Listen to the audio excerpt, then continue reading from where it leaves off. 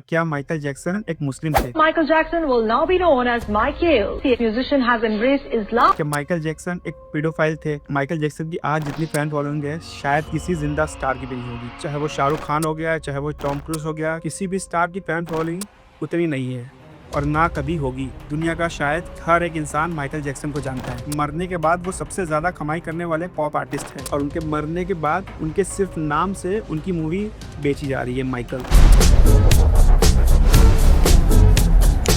जब वो शोज में एंट्री लेते थे तो उनके फैंस होते थे, जो लड़कियां होती तो बेहोश हो जाती थी। इस तरीके का क्रेज़ था माइकल जैक्सन का। लेकिन उसके बावजूद भी माइकल जैक्सन की लाइफ में कुछ ऐसे टर्निंग पॉइंट्स थे जिसके बारे में बहुत लोग बातें नहीं करते हैं और इसमें से कई सारी चीजें शायद आपको पता नहीं होगी और उसी की बात करेंगे आज की इस वीडियो में। क्या माइकल जैक्सन को अपने स्किन कलर से नफरत थी? क्या माइकल जैक्सन एक पीडोफाइल थे? क्या माइकल जैक्सन का मर्डर हुआ था? और क्या माइकल जैक्सन एक मुस्लिम थे? तो यही सब बात करेंगे आज के इस वीडियो में।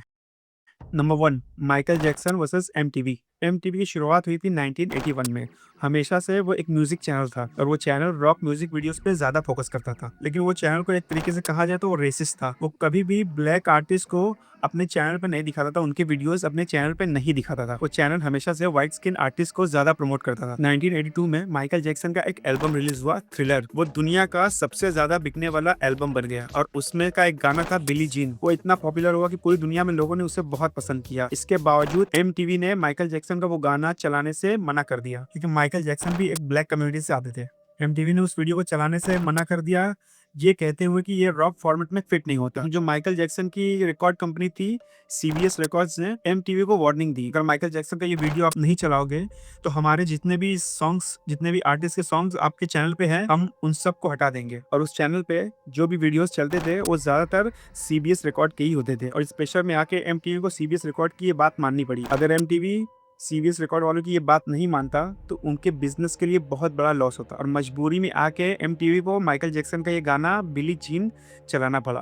और उसके बाद उनका दूसरा गाना बीट इट भी एमटीवी पे एयर हुआ और ये दोनों गाने बहुत बड़े हिट हुए और यहीं से शुरुआत हुई जब एमटीवी ने ब्लैक आर्टिस्ट को अपने प्लेटफॉर्म पे जगह देना शुरू कर दिया। नंबर 2, क्या माइकल जैक्सन अपनी स्किन कलर को हेट करते थे? आपने देखा होगा कि माइकल जैक्सन के शुरुआती दिनों में वो एक ब्लैक कम्युनिटी से आए हुए इंसान जैसे लगते थे, वो एक ब्लैक लगते थे। लेकिन धीरे धीरे करके वो ड्रास्टिकली चेंज होते गए, ब्लैक से बिल्कुल वो वाइट हो गए। तो क्या माइकल जैक्सन अपनी स्किन कलर को हेट करते थे?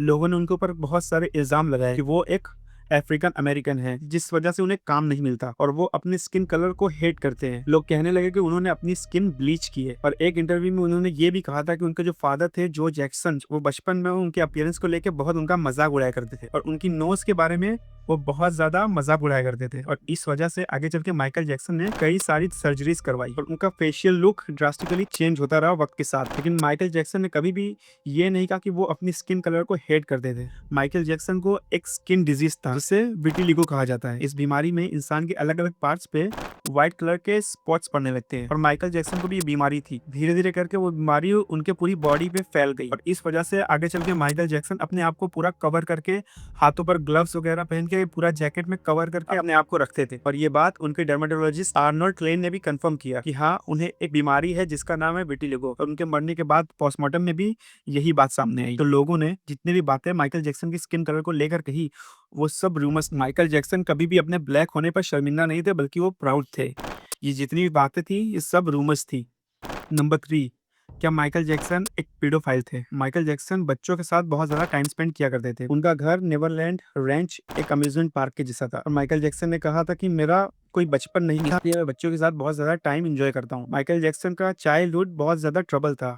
उनके जो फादर थे वो उन्हें बहुत ज्यादा हैरेस करते थे, ऐसा कहना था माइकल जैक्सन का और प्रॉब्लम यहीं से स्टार्ट हुई। उनका जो घर था नेवरलैंड रेंच, वहां पर वो कभी कभी बच्चों के साथ अपना बेड शेयर किया करते थे और इस बिहेवियर को लोगों ने बहुत ज्यादा अनकंफर्टेबल और सस्पिशियस बना दिया। और 1993 में एक लड़के ने जिसका नाम था जॉर्डन चैंडलर, उसने माइकल जैक्सन के ऊपर एक सेक्सुअल अब्यूज का एलिगेशन लगाया। जब पुलिस की इन्वेस्टिगेशन स्टार्ट हुई तो माइकल ने इन सब एलिगेशन को डिनाई कर दिया और ये केस कभी कोर्ट तक पूरी तरीके से पहुंचा ही नहीं। माइकल जैक्सन ने इस केस को कोर्ट के बाहर ही सेटलमेंट कर दिया था 20 से 25 मिलियन डॉलर से। कोर्ट के बाहर केस को सेटल करना उससे ये साबित नहीं माइकल जैक्सन गिल्टी थे या गिल्टी नहीं थे, लेकिन पब्लिक परसेप्शन और डाउट लोगों का उनके ऊपर और भी ज्यादा बढ़ गया। लेकिन प्रॉब्लम तब पड़ गई जब एक ब्रिटिश जर्नलिस्ट माइकल जैक्सन के ऊपर एक डॉक्यूमेंट्री बनाई और उसमें माइकल जैक्सन ने कहा बच्चों के साथ बेड शेयर करना बहुत ज्यादा ब्यूटीफुल और इनोसेंट है। इस स्टेटमेंट ने दुनिया भर में आउटरेज क्रिएट कर दिया। अब आगे चल के भी उनके ऊपर चाइल्ड मोलेस्टेशन के केसेस बहुत ज्यादा लगते रहे, लेकिन कभी भी कुछ प्रूव नहीं हुआ उनके अगेंस्ट। उनका नाम एप्स्टीन के साथ भी जोड़ा गया और उनकी फोटोज भी एप्स्टीन के साथ देखी जा सकती है। लेकिन क्या सच था क्या झूठ, वो आज तक दुनिया के सामने नहीं आया। क्या माइकल जैक्सन सच में गिल्टी थे या नहीं थे, इसका कोई प्रूफ नहीं है। लीगल सिस्टम ने तो उन्हें कभी कन्विक्ट नहीं किया, लेकिन उनकी इमेज के ऊपर एक इम्पैक्ट हुआ। नंबर 4, क्या माइकल जैक्सन मुस्लिम थे? अगर आप इंटरनेट सर्च करोगे कि माइकल जैक्सन मुस्लिम थे या नहीं, उसमें कुछ रिपोर्ट्स आती है जो कहती है कि शायद मरने से पहले माइकल जैक्सन ने अपना रिलीजन चेंज कर दिया था और उन्होंने इस्लाम को एक्सेप्ट कर लिया था। लेकिन माइकल जैक्सन ने कभी भी अपने जीते जी ये बात को कंफर्म नहीं किया। कंट्रोवर्सी ये है कि 2005 में अपने ट्रायल के बाद माइकल जैक्सन कुछ वक्त के लिए बहरीन चले गए थे और वहां पे वो जाकर शेख अब्दुल्ला बिन हमाद अल खलीफा से मिले थे और वो इस्लाम से बहुत ज्यादा इन्फ्लुएंस थे। और माइकल जैक्सन के एक भाई थे जर्मीन जैक्सन, उन्होंने कुछ वक्त पहले इस्लाम को एक्सेप्ट कर लिया था। और यहीं से ये बातें चलने लगी कि माइकल जैक्सन ने अपना रिलीजन चेंज कर लिया, उन्होंने इस्लाम को एक्सेप्ट कर लिया और उन्होंने अपना नाम माइकल से चेंज करके मिकाइल रख दिया और वो अरबिक फ्रेजेस लाइक इंशाअल्लाह और माशाअल्लाह को बहुत ज्यादा यूज करने लगे। Jackson will now be known as Michael. The musician has embraced Islam. I'm coming to see you, inshallah. और यहीं से ये रूमर बहुत ज्यादा स्ट्रॉन्ग हो गई कि माइकल जैक्सन ने इस्लाम को कबूल कर लिया। और रूमर्स ये भी थी कि माइकल जैक्सन ने मरने से पहले कुछ मस्जिदें बनवाई थी। लेकिन ये जो मस्जिद वाली बात है, ये एक तरीके से फैक्ट, ये बात पूरी तरीके से गलत है।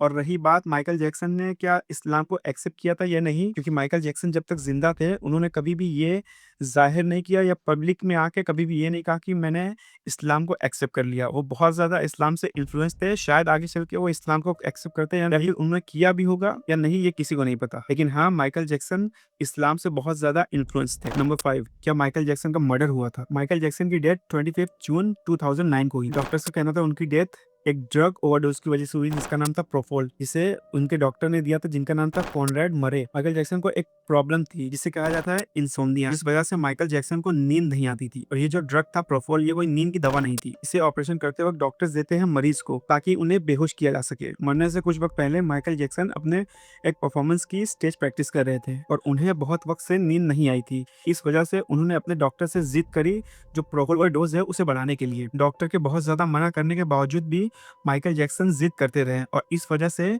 जो डॉक्टर थे उन्होंने प्रोफोल का डोज बढ़ा के माइकल जैक्सन को दे दिया और वो चले गए बाहर। जब कुछ वक्त बाद वो आए माइकल जैक्सन को चेक करने के लिए, जैक्सन सांस नहीं ले पा रहे, एम्बुलेंस बुलाई गई और उन्हें हॉस्पिटल ट्रांसफर किया और उसके बाद माइकल जैक्सन की मौत हो गई। रिपोर्ट्स में भी यही आया कि उनकी मौत जो हुई थी वो ड्रग ओवरडोज की वजह से ही हुई थी। इसमें जो उनके डॉक्टर थे कॉनरेड मरे, वो गिल्टी माना गया, उन्हें सजा सुनाई। कुछ वक्त बाद वो जेल से रिहा हो गए और यही से सवाल उठना शुरू होता है। जो माइकल के डॉक्टर थे कॉनरेड मरे, कहा जाता था कि उनकी फाइनेंशियल सिचुएशन बहुत ज्यादा खराब थी और माइकल जैक्सन का जो सोनी के सीईओ थे टॉमी मोटोला, उनके साथ बहुत ज्यादा कंट्रोवर्सीज चल रही थी और उन्होंने, जो टॉमी मोटोला है सोनी के सीईओ थे, पब्लिक स्टेज पे माइकल जैक्सन ने टॉमी मोटोला को एक्सपोज कर दिया था। माइकल जैक्सन ने कहा था कि जो टॉमी मोटोला है उनकी वाइफ मरिया ने उनके ऊपर इल्जाम लगाया कि Tommy Mottola is a evil man, Tommy Maria का पीछा करने, अब्यूज करते, ये सब बातें माइकल जैक्सन ने स्टेज पे आके पूरी दुनिया को बता रही थी। And Tommy Mottola is a devil. I'm not supposed to say what I'm going to say right now, but I have to let you in on a secret. Say it. Please don't videotape what I'm going to say, okay? Turn that off, please. No, what? I don't mind. Tape it. Oh! Michael is getting gangster today! Mariah Carey. After divorcing Tommy, came to me crying. She was crying so bad I had to hold her. And she said to me that this is an evil man. And Michael, this man follows me, she said. He taps her phones. And he's very, very evil. And she doesn't trust him. And he is a horrible human being, and we have to continue our drive until he's terminated. उसके पहले भी Michael और Tony के एक album के लेके बहुत ज्यादा कंट्रोवर्सी थी।